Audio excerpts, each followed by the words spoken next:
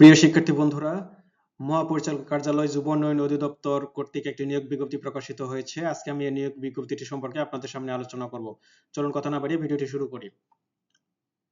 গত 17 মে 2026 খ্রিস্টাব্দে এই বিজ্ঞপ্তি প্রকাশ করা হয়েছে। এখানে বলা হয়েছে যে যুব উন্নয়ন অধিদপ্তর রাজস্ব খাতভুক্ত নিম্ন বর্ণিত শূন্য পদে সম্পূর্ণ অস্থায়ী ভিত্তিতে জনবল নিয়োগের নিমিত্ত নিম্নোক্ত শর্তে প্রকৃত বাংলাদেশের স্থায়ী বাসিন্দাদের নিকট হতে অনলাইনে নির্ধারিত ছকে আবেদন আহ্বান করা যাচ্ছে।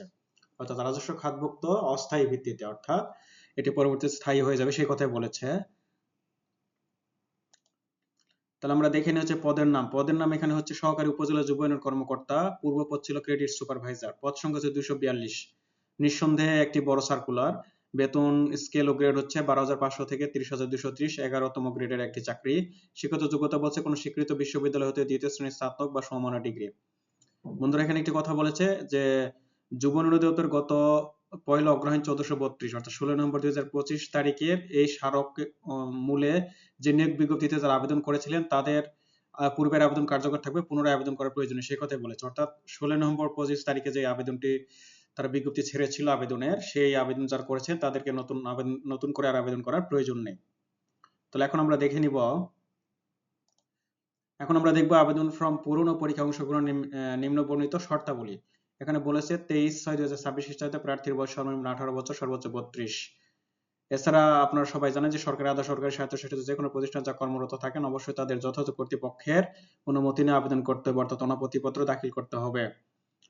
নিয়োগের জন্য নিয়োগ বিধি যে লিখিত মৌখিক পরীক্ষা অনুষ্ঠিত হবে। চাকরির আবেদন আগামী 24/5/2026 খ্রিস্টাব্দ হতে সকাল 9টা হতে 23/6/2026 হতে জুন মাসের 23 তারিখ পর্যন্ত আবেদন করা যায় বিকেল 4টা পর্যন্ত। অনলাইনে, শুধুমাত্র অনলাইনে আবেদন কথা বলেছে। তারা বলেছে লিখিত পরীক্ষায় উত্তীর্ণ প্রার্থীদের মৌখিক পরীক্ষার সময় সকল সনদ, অনাপত্তিপত্র, কাগজপত্রের মূল কপি সহ এক সেট সত্যায়িত কপি জমা দিতে হবে সে কথা বলেছে। যেমন যে কাগজগুলির কথা বলেছে, শিক্ষাগত যোগ্যতার সকল মূল বা সাময়িক সনদপত্র, সরকারি আধা সরকারি স্বায়ত্তশাসিত প্রতিষ্ঠানে কর্মরত প্রার্থীর মৌখিক পরীক্ষার সময় যথাযথ কর্তৃপক্ষের অনাপত্তিপত্র, স্থায়ী বাসিন্দা হিসেবে আমরা জানি যে নাগরিকত্ব সনদ লাগে, জাতীয় পরিচয়পত্র, জন্ম নিবন্ধন সনদ। এছাড়া বলছে প্রথম শ্রেণী গেজেটেড কর্মকর্তা কর্তৃক প্রদত্ত চারিত্রিক সনদপত্র, আর মুক্তিযুদ্ধ কোটায় যারা থাকবে তাদের মুক্তিযুদ্ধ সপক্ষে প্রমাণ, মুক্তিযোদ্ধার সনদ। আর শারীরিক প্রতিবন্ধীদের ক্ষেত্রে তাদেরও উপযুক্ত কর্তৃপক্ষ কর্তৃক সনদপত্র, অর্থাৎ সমাজসেবা কার্যালয় উপপরিচালক কর্তৃক তারা বলেছে প্রদত্ত সনদপত্র। তৃতীয় লিঙ্গভুক্ত প্রার্থীদের সিভিল সার্জন কর্তৃক প্রদত্ত সনদের সত্যায়িত কপি। ক্ষুদ্র নিগোষীদের ক্ষেত্রে জেলা প্রশাসক কর্তৃক প্রদত্ত সনদপত্র।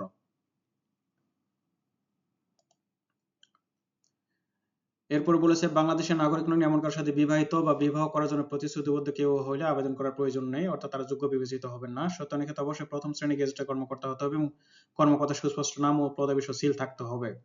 নিয়োগের ক্ষেত্রে সকল সরকারি বিধিবিধান কোটা সম্মত সর্বশেষ সরকারি নীতিমালা অনুসরণ করা হবে। আবেদনপত্র গ্রহণ বাতিল করা হতে কোনো কারণ দর্শানোর ব্যতি রেখে কর্তৃপক্ষের সিদ্ধান্ত চূড়ান্ত বলে গণ্য হবে। পরীক্ষা অংশের জন্য কোনো টিএডিএ প্রদান করা হবে না। অসত্য ত্রুটিপূর্ণ অসম্পূর্ণ আবেদনপত্র বাতিল বলে গণ্য হবে সে কথা বলেছে। বিগত যুব উন্নয়ন অধিদপ্তরের এই সাইটে পাওয়া যাবে।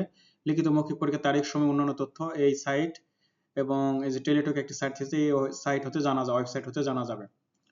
তাহলে আবেদনপত্র শুরুর তারিখে যে একটা লিঙ্ক দিছে, এই লিঙ্কে গিয়ে 24/5/26 খ্রিস্টাব্দ থেকে 23/6/2026 খ্রিস্টাব্দের মধ্যে আবেদন করতে হবে। আপনারা জানেন ছবি লাগে, স্বাক্ষর, এটা আপনাদের জানা রয়েছে। বলছে যে আবেদনপত্র পূরণ করার সময় শতভাগ নিশ্চিত হয়ে সাবমিট করতে বলেছে।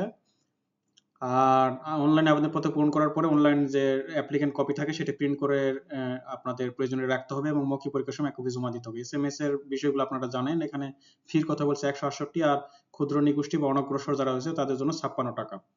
এসএমএস এর বিষয় এভাবে আপনারা জানেন। তারা বলেছে প্রবেশপত্র সংগ্রহ নোটিশ এই একটি সাইট যেটি দিয়েছে টেলিটকের সাইট এবং অধিদপ্তর ওয়েবসাইটে পাওয়া যাবে।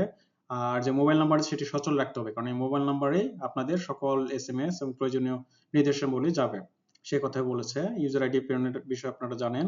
ডিক্লারেশন তো আপনারা জানেন যে সকল ক্ষেত্রে ঘোষণা দিতে হয় যে সকল কিছু তথ্য সঠিক বা সত্য। যদি জালিয়াতি, অসত্য বা মিথ্যা প্রমাণিত সেক্ষেত্রে আইনানুগ ব্যবস্থা গ্রহণ করা হবে এবং আবেদনপত্র বাতিল হয়ে যাবে।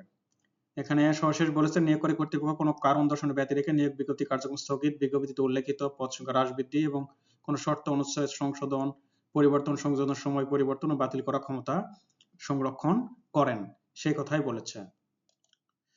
তো প্রিয় শিক্ষার্থী বন্ধুরা, ভিডিওটি এখানে শেষ করতে যাচ্ছি। যদি ভিডিওটি ভালো লাগে থাকে আমার চ্যানেলটিকে সাবস্ক্রাইব করে আমার পাশেই থাকবেন। আমি সামনে আশা করি একটি আপনাদের জন্য মডেল টেস্ট কার্যক্রম শুরু করতে যাচ্ছি, অর্থাৎ প্রাইমারি প্রধান শিক্ষক নিয়োগ পরীক্ষা 15 সেট মডেল টেস্ট। আমি এটি অলরেডি শুরু করে দিয়েছি, খুব শীঘ্রই আপনারা নোটিশ পাবেন।